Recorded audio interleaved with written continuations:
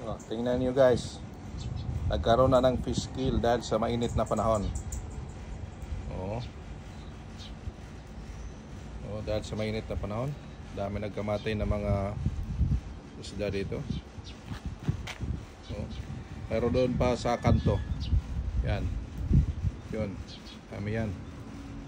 Saka isang kanto pa, dito, yan, sana, yun.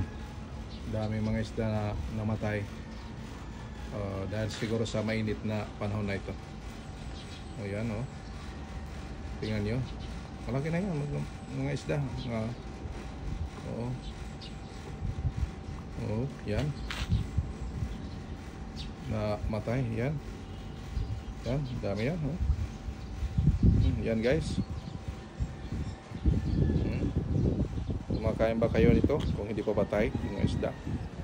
Siguro sa mainit na panahon na ito. Oh. Yan. Okay. Yan. Oh, mayroon pa yun. Doon sa kanto. Doon. Yun. Saka, oh, dito ito sa tower namin. Yan. Oh, doon sa kanto din yun. Sana yan. Yun, oh, yung mga puti.